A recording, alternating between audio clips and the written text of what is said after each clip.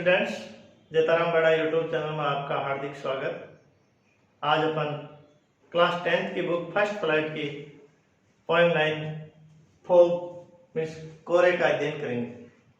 Fog poem के लेखक हैं कार्ल अगस्त शैनबर्ग, जिनका जन्म 6 जून 1878 यानी 6 जुलाई 1878 को हुआ था और कार्ल शैनबर्ग की मृत्यु 22 जुलाई 1967 यानी 22 जुलाई 1967 को उनकी डेथ हुई थी।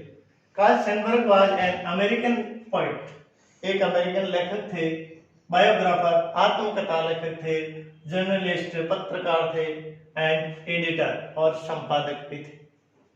ही वॉन 3 पुलित्जर प्राइजेस, उन्होंने 3 पुलित्जर इनाम जीते थे। 2 फॉर हिज पोएट्री, उन 3 में से 2 उन्होंने कविता के लिए जीते थे एंड 1 फॉर हिज बायोग्राफी, और 1 इनाम उन्होंने अपने आत्मकथा लेखन के दौरान प्राप्त किए थे। Fog is a very small poem, यानी कवि ने जो कविता फॉग की रचना की है ये एक बहुत छोटी पोएम है जो 6 लाइन की यानी 6 पंक्तियों की एक पोएम है। The poet has described the process of arrival of the fog into a city and the harbour, यानी कवि ने शहर और बंदरगाह में कोहरे के पहुंचने की प्रक्रिया का वर्णन किया है। किसका वर्णन किया है? शहर और बंदरगाह में कोहरे के पहुंचने की जो प्रक्रिया होती है, आने का जो तरीका होता है और जाने का जो तरीका होता है, उसका सुंदर वर्णन किया है। He has very beautifully compared it to a cat, और कवि ने फॉग की एक बहुत ही सुंदर तुलना एक बिल्ली से की। This poem is in a free verse, इस कविता की रचना की गई है वो एक मुक्त छंद में की गई है, यानी किसी प्रकार की कोई रचना नहीं करके एक मुक्त छंद में एक रचना की। अब अपन इस पोएम का स्टैंजा, एक स्टैंजा में ये पोएम है 6 लाइन की पोएम है। The fog comes on little cat feet, it sits looking over harbour and city on silent haunches and then moves on. Recited एक बार और। The fog comes on little cat feet, it sits looking over harbor and city on silent haunches and then moves on. इसके difficult जो word है comes, comes का अर्थ होता है आता है। on little cat feet, cat का अर्थ बिल्ली होता है, और sits बैठता है, it है, ये फॉग के लिए प्रयोग किया गया है। कोहरा, फॉग का मतलब कोहरा होता है। लुकिंग और लुकिंग यानी देख रहा है, लुकिंग यानी देख रहा है, और है ऊपर harbour and city, harbour means बंदरगाह, सिटी मीन्स शहर। ऑन साइलेंट haunches, साइलेंट यानी शांत या चुपचाप, haunches यानी घुटने मोड़कर बैठना। And then move on, move on का मतलब होता है आगे बढ़ जाता है। देन मीन्स तब, और साइलेंट मीन्स चुपचाप, फेट मीन्स पेड़। अब अपन इस स्टैंजे की हिंदी ट्रांसलेशन और भावार्थ समझ लेते हैं। The fog comes on little cat feet, कवि कहता है कि एक छोटी बिल्ली जो दबे पांव आती है, उसी प्रकार कोहरा भी एक छोटी बिल्ली के समान दबे पांव आता है।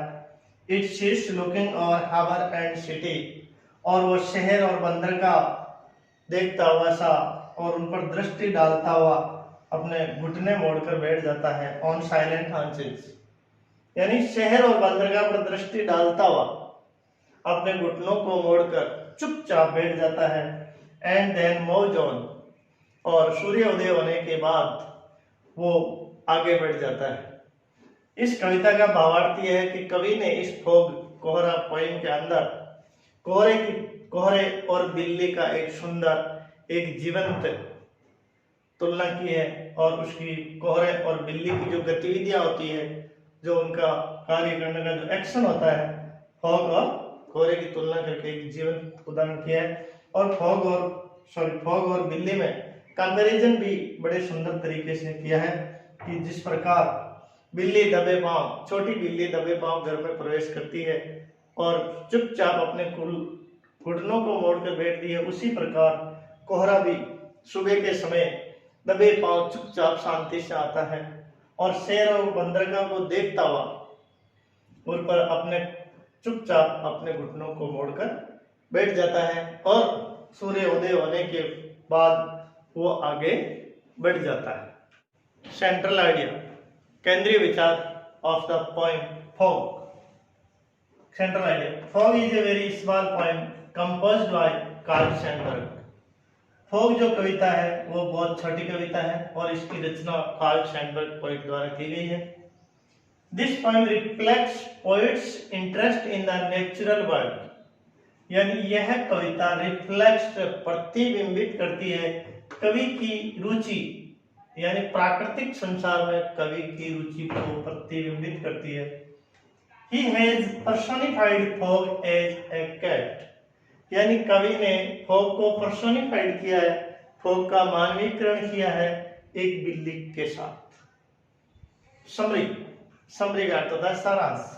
द पोएट सेज दैट, यानी इस कविता में कवि कहता है कि the fog which is generally seen during the winter season is coming the city and the harbour, यानी धुंध को, कोहरे को अपन आमतौर पर सर्दी की ऋतु में शहर और बंदरगाहों में आते हुए देखते हैं। जस्ट लाइक ए कैट, जिस प्रकार एक बिल्ली आती है।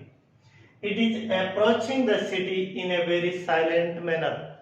फॉग है वो अप्रोचिंग का अर्थ होता है पहुंच रहा है शहरों में एक बहुत शांत आचरण के साथ, शांत व्यवहार के साथ। सो दैट, इसीलिए no one can notice its arrival. Arrival का अर्थ होता है पहुंचना, नोटिस का मतलब होता है ध्यान देना। इसीलिए शांत व्यवहार के कारण, शांत आचरण के कारण कोई भी उसकी पहुंचने की यानी आने की नोटिस नहीं कर सकता, आने का पता नहीं लगा सकता। He has compared its arrival to that of a cat, यानी कवि ने फॉग के पहुंचने को एक तुलना की है एक बिल्ली के साथ, क्योंकि a cat always enters a place silently, क्योंकि एक बिल्ली भी किसी भी स्थान में जब प्रवेश करती है तो वो भी बिल्कुल साइलेंटली, शांत रूप में प्रवेश करती है। He also says, वे ये भी कहता है कि the fog has covered the whole of the city and harbor, आगे ये भी कहता है कि धुंध है वो पूरे बंदरगाह और शहर को भी has covered, ढक लेता है।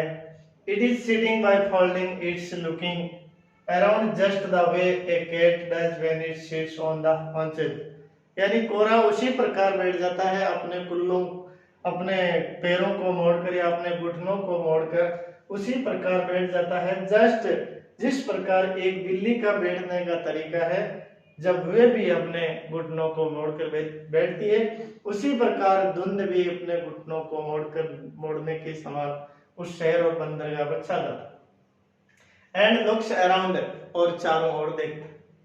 एट द एंड, अंत में कवि ये कहता है कि he describes the departure of a fog, यानी कवि अंत में वर्णन करता है कि गमन किसका, कोहरे का गमन, which very silently and unpredictably, यानी कोहरे का जो गमन है वो बड़ा शांत तरीके से और unpredictably यानी अतुल्य उसका गमन है। Again similar to the departure of the cat when she, जिस प्रकार वेनिस का अर्थ होता है गायब, जिस प्रकार एक बिल्ली भी अपने प्रस्थान के दौरान गायब हो जाती है, उसी प्रकार भी कोहरा भी शांत रूप में गायब हो जाता है। इस प्रकार इस कविता में कवि ने कोहरे और बिल्ली का जीवंत कंपैरिजन